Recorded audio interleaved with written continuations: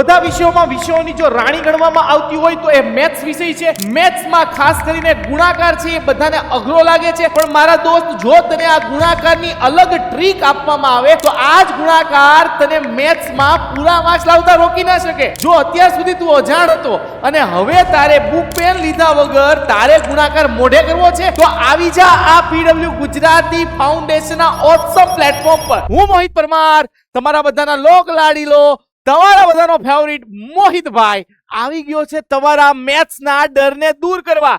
કારણ કે ભાઈ આજે નહીં તો કાલે ધોરણ 8 માં આવીશ, 9 માં આવીશ, 10 માં આવીશ, 11 માં આવીશ, 12 માં હઈશ, આ ગુણાકારની મેથ્સની ટ્રીક તો કામ આવશે જ।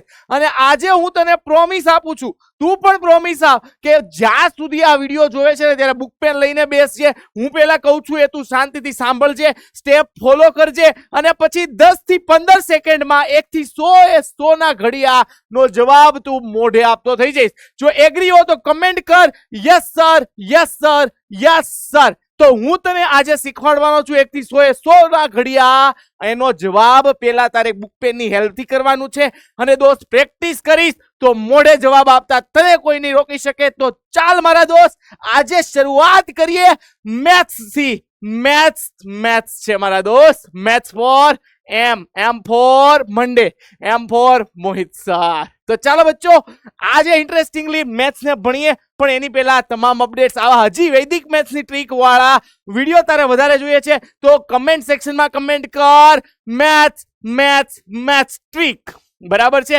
તો આવા અવનવા વિડીયો ફરી પાછો તારા માટે લઈને આવીશ। તારી જે મુશ્કેલી હશે એ રીતને હું સહેલી બનાવવા તારા માટે પ્રયત્ન કરીશ। ગાતા ગાતા હું તને ઘડિયા શીખવાડી દઈશ મારા દોસ્ત, પણ પહેલા મને તારે કેવું પડશે તને 1 થી 10 ના ઘડિયા આવડે કે નહીં? અરે સર એ તો મોઢે આવડે। 9 8 72 નેમ નેવે નોળિયા, એલા 81 થાય। શું થાય? 81 થાય, નોળિયા થોડા થાય। તો ભાઈ આ 1 થી 10 ના ઘડિયા તને યાદ છે ને? તો હવેનું કામ તારા મોહિત સરનું 1 થી 100 ના ઘડિયા। તો સૌથી અગત્યની શરત અહીંયા જો હું બોક્સમાં કરી દઉં છું, 1 થી 10 ના ઘડિયા આવડે? હા સર આવડે। આ છે આપણા મેથ્સના બબલુભાઈ કે જે આપણી વચ્ચે છે અને એને મેથ્સ ગણવું પેલા બહુ અઘરું લાગતું હતું, પણ જ્યારથી 2024 ડિસેમ્બરથી પીડબ્લ્યુ ગુજરાતી ફાઉન્ડેશન ચેનલ પર આવી ગયા છે ને ત્યારથી મોહિત સરના લેક્ચર જોઈને ઈ હવે બબલુભાઈ માંથી સ્માર્ટ બબલુભાઈ બની ગયા છે। આ હતા નોર્મલ બબલુભાઈ અને હવેના સ્માર્ટ બબલુભાઈ છે ને ઈ તો ભાઈ વાત જવા દો, આવા સ્માર્ટ દેખાય છે। તો છે કે નહીં? તો તમને સ્માર્ટ કરવા હું આવી ગયો છું। ઘણાને 12 6 72 યાદ છે, પણ દોસ્ત હું શરૂઆત કરીશ સહેલી પદ્ધતિથી અને તારે ફક્ત ધ્યાન રાખવાનું છે કે ઘડિયામાં 1 થી શરૂ કરી 12 1 12 12 2 24 12 3 36 થી 12 દાણ 120, એટલે કે તારે પાછળ જે ગુણાકારમાં સંખ્યા આવશે 1 થી 10 સુધીની આવશે। તો કે હા સર, એટલા માટે મોહિત સરે કીધેલું કે તને 1 થી 10 ના ઘડિયા આવડવા જોઈએ। આવડે કે ન આવડે? તો કે હા। તો હવે અહીંયા જો તારી પાસે 1 થી 100 સુધીના ઘડિયા માટે આવી રીતની કોઈ બે સંખ્યા હશે તો તારો જવાબ છે ને 3 ભાગમાં આવશે। હા કે ના? 2 ભાગમાં જ આવશે। 3 અંક હોય તો 2 ભાગમાં આવશે। કેટલા ભાગમાં આવશે? 2 ભાગમાં। ઓકે, આટલી એક વસ્તુ યાદ રાખ। હવે તારે શું કરવાનું? તો કે આ પાછળ 1 અંક દેખાય છે એનો ગુણાકાર પાછળના અંક સાથે 6 દુ 12 અહીંયા લખ્યું। હવે તો કે 6 એકા 6 જવાબ આવી ગયો? નહીં, અગત્યનો નિયમ હવે યાદ રાખજે। એકમનો અંક છે ને એમનેમ પહેલા લખી નાખવાનો। એકમનો અંક અહીંયા બગડો। હવે આગળ જે સંખ્યા વધે છે ને એને આગળના ભાગમાં ઉમેર। તો 6 + 1 કેટલા થાય? 7 72। ચાલ, ખબર પડી કે નહીં? હવે અહીંયા આવો 13 8 તો પેલા 8 તેરી 24, એકમનો અંક 4 એમનેમ। હવે આ બગડાને આગળના ભાગમાં 8 એકા 8 8 + 2 તો કે 10, તો 13 8 104 મારા દોસ્ત। અને તને આ પેનનો કલર હવે ચાલ પિંક કરી દો। ઘણા બધાને ગમતો હશે પિંક, તને કયો કલર ગમે ઈ કે નેક્સ્ટ ટાઈમ ઈ પેનથી તારા મોટો ભાઈ લખવાનો પ્રયત્ન કરશે મારા દોસ્ત।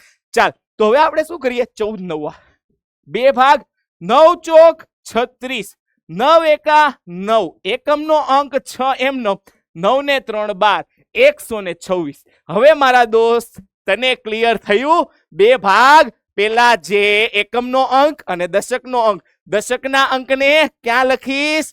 ડાબી બાજુ. એકમના અંકનો ગુણાકાર જે અંક સાથે હોય એ જમણી બાજુ. જમણી બાજુમાંથી એકમનો અંક લખી આગળની સંખ્યા આગળના ભાગમાં ઉમેરવી. હવે ઘણાને પ્રશ્ન હોય, સર 22 ગુણ્યા 3 કરું તો અહીંયા તો 2 તેરી 6 અને અહીંયા 6, તો સર અહીંયા તો એક એક અંક આવ્યા. તો મારા દોસ્ત આ જેનો જવાબ થઈ ગયો 22 તેરી 66 જ થાય. 22 તેરી 66 જ થાય. જ્યારે એક એક અંક આવે છે જમણા ભાગમાં, ડાબા ભાગમાં 1 કે 2 અંક આવવાથી ફેર નથી પડતો. બરાબર છે? ડાબા ભાગમાં 1 કે 2 અંક ફેર પડશે. જમણા ભાગમાં 2 અંક હોય ને દોસ્ત, તો આપણે જમણો છેલ્લો અંક એકમનો અંક એમનેમ લખી આગળના અંકને જમ્પ કરાવવાનો. આગળના અંકને જમ્પ કરાવવાનો. ચાલ હજી આગળ અહીંયા આવો. હવે આપણે થોડીક સ્પીડ રાખશું દોસ્ત. 2 ભાગ 8 દુ 16, 8 દુ 16, 6 એમનેમ, 16 + 1 176. મોજ પડી ગઈ સાહેબ, મોજ પડી ગઈ. હવે અહીંયા ફરી પાછું 9 દુ 18, 9 તેરી 27, તો અહીંયા 8 એમનેમ, 27 + 1 28. તો ભાઈ 32 9 288 થાય. વાહ ભાઈ વાહ સર. ચાલો 48 ગુણ્યા 8, 8 8 64, 8 ચોક 32. તો ભાઈ એકમનો અંક 4 એમનેમ, 32 + 6 38, 384. ચાલ પેનનો કલર ચેન્જ. અહીંયા આવી જા. 39 ગુણ્યા 7, તો પેલા 7 તેરી 21, 7 9 63. એકમનો અંક 3 એમનેમ, 21 + 6 કેટલા થાય?